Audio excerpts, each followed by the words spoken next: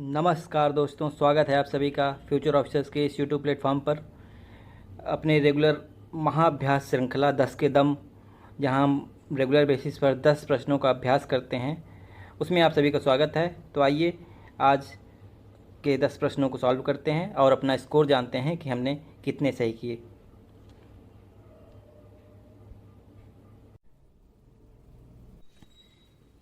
पहला प्रश्न है, ताम्रपाषाण कालीन धार्मिक विश्वासों के संदर्भ में निम्नलिखित कथनों में से कौन से कथन सही हैं?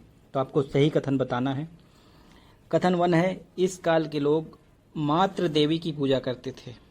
कथन 2 है, इस काल में वृषभ या सांड को धार्मिक पशु माना जाता था। कथन 3 है, इनाम गांव में मातृ देवी की प्रतिमा मिली है। तो आपको बताना है कि ताम्रपाषाण कालीन धार्मिक विश्वासों के संदर्भ में इन तीनों कथनों में से कौन से कथन सही हैं। तो आपके विकल्प हैं ए 1 और 2 दोनों, ऑप्शन बी केवल 2, ऑप्शन सी 1 और 3, या फिर ऑप्शन डी 1, 2 और 3। तो इसका जो सही जवाब है वो है ऑप्शन डी 1, 2 और 3, यानी कि तीनों कथन सही हैं। इस काल में लोग मातृ देवी की पूजा करते थे, वृषभ को धार्मिक पशु मानते थे और इनाम गांव में मातृ देवी की प्रतिमा मिली है। तो आइए देखते हैं दूसरा क्वेश्चन। दूसरे प्रश्न पूछ रहा है कि महापाषाणिक लोगों के संदर्भ में निम्नलिखित कथनों पर विचार कीजिए। तो महापाषाण काल से संबंधित जो लोग हैं उनके संदर्भ में विचार करना है कथनों पर। पहला कथन है कि दक्षिणी तमिल प्रदेश में कलश समाधान प्रचलित था। कथन 2 कह रहा है कि अशोक की उपाधि देवों का प्यारा या प्रीनाम दर्शनाम, जो ऐसे करके एक उपाधि थी, को तमिल राजा ने अपनाया। तो पहला कथन है कि दक्षिणी तमिल प्रदेश में कलश समाधान प्रचलित था। दूसरा कथन है कि अशोक की उपाधि देवों को प्यारा को तमिल राजा ने अपनाया। तो ये दोनों ही कथन आपको देखने हैं और बताने हैं कौन से सही हैं। केवल ऑप्शन ए है केवल 1, ऑप्शन बी है केवल 2, ऑप्शन सी है 1 और 2 दोनों, या फिर ऑप्शन डी है इनमें से कोई नहीं, ना तो 1 ना ही 2। तो इसका जो सही जवाब है वो है ऑप्शन सी 1 और 2 दोनों, यानी कि ये दोनों कथन सही हैं। दक्षिणी तमिल प्रदेश में कलश समाधान प्रचलित था और अशोक की उपाधि देवों को प्यारा ये तमिल राजा ने अपनाया था। तो आइए देखते हैं नेक्स्ट क्वेश्चन। क्वेश्चन नंबर 3, निम्नलिखित कथनों पर विचार कीजिए।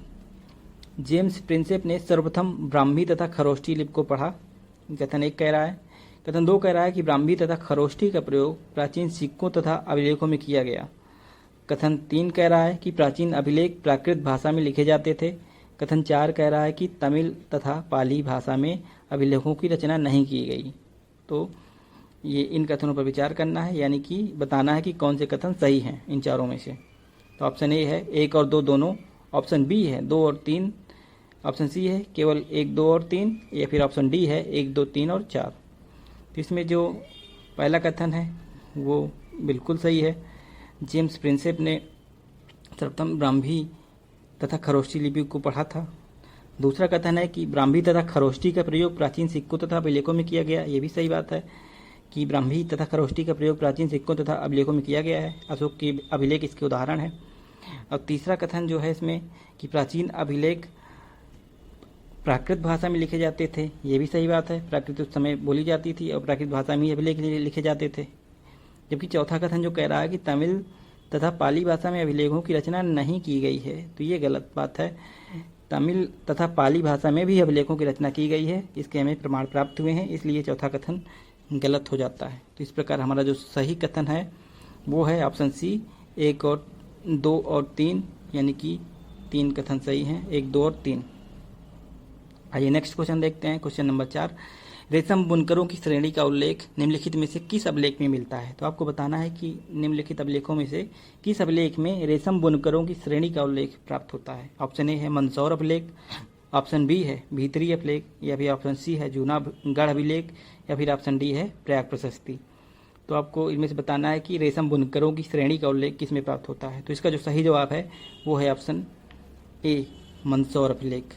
मंदसौर अभिलेख से रेशम बुनकरों की श्रेणी का उल्लेख प्राप्त होता है।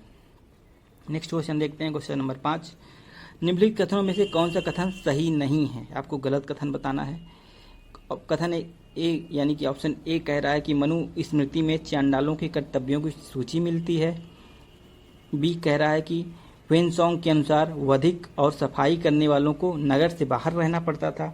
ऑप्शन सी कहता है कि मनु स्मृति के अनुसार पैतृक जायदाद पर माता पिता की मृत्यु के बाद सभी पुत्रों में समान रूप से बंटवारा किया जाना चाहिए, किंतु ज्येष्ठ पुत्र विशेष भाग का अधिकारी था। ऑप्शन डी कह रहा है कि बौद्धों ने जन्म के आधार पर सामाजिक प्रतिष्ठा को स्वीकार किया। तो ये इसमें से आपको बताना है कि कौन सा कथन गलत है। तो इसका जो सही जवाब है वो है ऑप्शन डी, यानी कि बौद्धों ने जन्म के आधार पर सामाजिक प्रतिष्ठा को स्वीकार नहीं किया था, वो इसके विरोधी थे। बाकी के 3 कथन सही हैं, जबकि चौथा कथन गलत है। नेक्स्ट क्वेश्चन देखते हैं, क्वेश्चन नंबर 6। निम्नलिखित कथनों पर विचार कीजिए। मनुस्मृति का संकलन 200 ईसा पूर्व से 200 ईस्वी के मध्य हुआ। कथन 2 कह रहा है कि पुरातत्ववेत्ता बीबी लाल ने हस्तिनापुर का उत्खनन कराया। कथन 3 कह रहा है कि महाभारत की कथा का केंद्र कुरु तथा पांचाल नामक राज्य थे। ऊपर में से कौन सा कथन सही है ये बताना है। ऑप्शन ए है केवल 1, ऑप्शन बी है 1 और 2, ऑप्शन सी है केवल 3, या फिर ऑप्शन डी है 1, 2 और 3। तो इसका जो सही जवाब है वो है ऑप्शन डी 1, 2 और 3, यानी कि तीनों ही कथन सही दिए गए हैं। मनुस्मृति का संकलन 200 ईसा पूर्व से 200 ईस्वी के मध्य ही हुआ था। पुरातत्ववेत्ता बीबी लाल ने हस्तिनापुर का उद्घाटन या उत्खनन करवाया था, और महाभारत की कथा का केंद्र कुरु तथा पांचाल नामक राज्य थे, ये भी सही है। इस प्रकार तीनों कथन सही हैं। इसका सही उत्तर हो जाएगा ऑप्शन डी 1, 2 और 3। नेक्स्ट क्वेश्चन देखते हैं, क्वेश्चन नंबर 7। जेराक्सिस था, आपको बताना है कि जेराक्सिस क्या था। ऑप्शन ए है सेल्यूकस की सेना में सेनापति जिसने चंद्रगुप्त के समय में भारत पर आक्रमण किया, या फिर ऑप्शन बी डेरियस का उत्तराधिकारी जिसने उत्तर पश्चिम भारत को जीतकर अपना 20वां प्रांत या छत्रप बनाया, या फिर ऑप्शन सी एक यूनानी यात्री जिसने मौर्य काल का विस्तृत वृत्तांत दिया है, या फिर ऑप्शन डी इनमें से कोई नहीं। तो जेराक्सिस क्या था, ये है इसका सही जवाब होगा ऑप्शन बी, डेरियस का उत्तराधिकारी था जेराक्सिस, जिसने उत्तर पश्चिम भारत को जीतकर अपना 20वां प्रांत या छत्रप बनाया था। तो ये याद रखिएगा कि जेराक्सिस डेरियस का उत्तराधिकारी था। Question number 8। पाषाणकालीन जीवन के संदर्भ में निम्नलिखित कथनों में से कौन से कथन सही हैं? तो आपको सही कथन बताना है। कथन ए है भारतीय उपमहाद्वीप में नवपाषाण काल की प्राचीनतम बस्ती पाकिस्तान के सिंध प्रांत से मिली है। कथन बी कह रहा है कि चित्रकारी का विकास मध्य पाषाण काल में हुआ, जिसका प्रमाण भीमबेटका स्थित चित्रित गुफाएं हैं, ये भी गलत। ऑप्शन सी कह रहा है कि उत्तर पश्चिम में कश्मीरी नवपाषाण संस्कृति में पत्थर तथा हड्डी के तरह तरह के सूक्ष्म पाषाण का अभाव दिखता है। कथन 4 कह रहा है बुद्धधर्म के लोग रुड़के तथा दूसर मत भांडों का प्रयोग नहीं करते थे। तो इसमें आपको सही कथन बताना है। तो इस 8वें प्रश्न का जो सही जवाब हो जाएगा वो ऑप्शन सी, यानी कि उत्तर पश्चिम के कश्मीरी नवपाषाण संस्कृति में पत्थर तथा हड्डी की तरह तरह के सूक्ष्म पाषाण का अभाव दिखता है। ये गलत है, वहाँ पे अभाव नहीं दिखता है इसका। और ये सही है कि हाँ वहाँ पे अभाव दिखता है इन चीज़ों का, जबकि कथन ए, बी और डी ये गलत हैं, क्योंकि उपमहाद्वीप में प्राचीनतम जो बस्ती के साक्ष्य प्राप्त हुए हैं वो भीमबेटका से प्राप्त हुए हैं, बुरझोम से प्राप्त हुए हैं, ना कि पाकिस्तान के सिंध प्रांत से। और जो चित्रकारी का विकास मध्य पाषाण में नहीं बल्कि नवपाषाण काल में हुआ था, और बुरझोम में के लोग रुड़के तथा दूसर मत भांडों का प्रयोग करते थे। इसलिए चौथा भी गलत है, दूसरा भी गलत है और पहला भी गलत है, जबकि तीसरा सही है। उत्तर पश्चिम में कश्मीरी नवपाषाण संस्कृति में पत्थर तथा हड्डी के तरह तरह के सूक्ष्म पाषाण का अभाव दिखता है। क्वेश्चन नंबर 9 है प्राचीन भारत में शिलालेखों की भाषाओं और लिपियों के संदर्भ में निम्नलिखित कथनों में कौन सा कथन सही है? तो कौन सा कथन सही है लिपियों के संदर्भ में बताना है। कथन 1 है प्राकृत भाषा का प्रयोग सामान्य लोगों द्वारा किया जाता था। प्राकृत भाषा में लिखे गए अधिकांश शिलालेख ब्राह्मी लिपि में थे। तीसरा कथन है कि अफगानिस्तान के शिलालेखों में अरामाइक एवं यूनानी लिपि का प्रयोग किया गया था। तो सही कथन आपको बताना है कि केवल 1 सही है, केवल 1 और 2 सही हैं, केवल 2 और 3 सही हैं, या फिर 1, 2 और 3 तीनों सही हैं।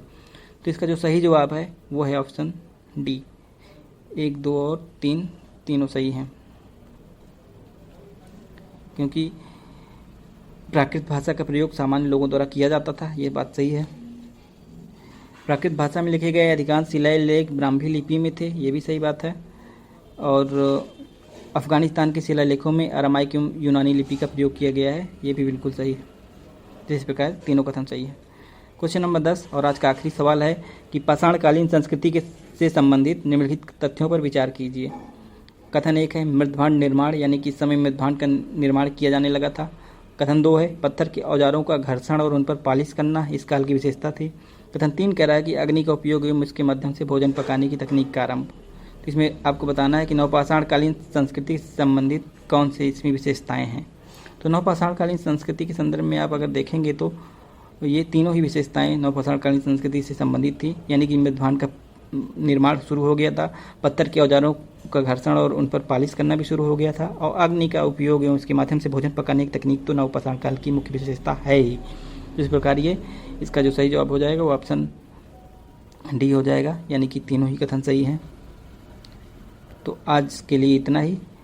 लगातार ऐसे ही क्वेश्चंस की प्रैक्टिस हमारे साथ आप करते रहिए और आपको आगे आने वाली परीक्षाओं में इसका जरूर लाभ मिलेगा। बहुत बहुत धन्यवाद। और साथ ही हमारे फ्यूचर ऑफिसर्स टेलीग्राम चैनल से जुड़कर वहाँ करंट अफेयर्स के लिए भी आप रेगुलर बेसिस पे मैटर प्राप्त कर सकते हैं, जिससे आप का एक जो बहुत बड़ा बोझ है करंट अफेयर्स का वो कम हो जाएगा।